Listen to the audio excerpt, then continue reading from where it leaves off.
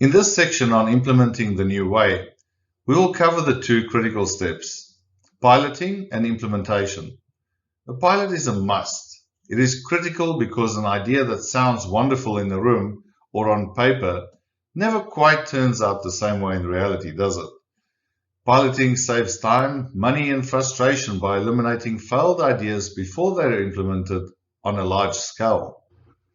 Piloting is a trial implementation of the solution to ensure the effectiveness of the impact. Pilots that are run well consistently expose issues that we didn't think of, and they allow us to iron out the finer details of the solution before going live. The objectives of a pilot are to learn by doing.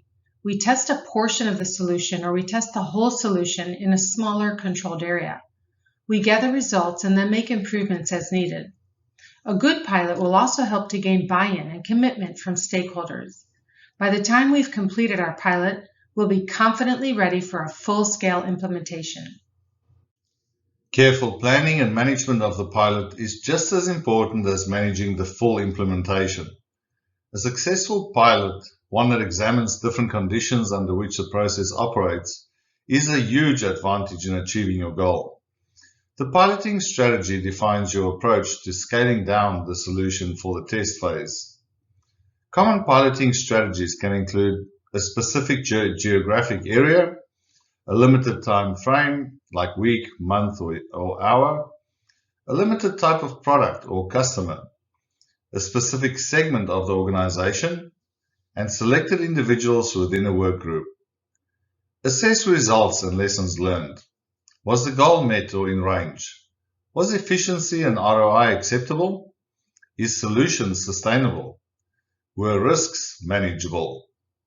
In your workbook is a simple pilot planning exercise checklist to help you to plan for successful pilots. It's a common mistake to get overly confident after a successful pilot. Compared to full-scale implementations, the pilot's usually a much more controlled situation, with fewer variables to manage and fewer people involved. Other problems are almost sure to arise in the conversion from the test to the final rollout of the new process. There will also be many complicated issues that your team will have to address. You may have to consider additional stakeholders and customers, which is especially true when moving across the country or into international business units. Executing the implementation needs to be proactive and focused. Preparing for the implementation of a process improvement requires strong project management skills, and the implementation should be run in an organized manner. Using project management tools such as a Gantt chart can be a big help. As with any strong plan, we'll answer questions like, what tasks need to be done? How long will it take? Who will do the tasks? In what order will things get done and when? When do we expect to see results? And to whom do we communicate the results and how? And with the pilot completed and the implementation plan in place, the team is ready to go live. In reality, there will have been multiple check-in points with the sponsor and with the process owner all along the way to make sure that leadership is aligned with the team. There will be a lot of excitement and relief at this point of the project, but we'll need to make sure that the team doesn't consider the project over yet.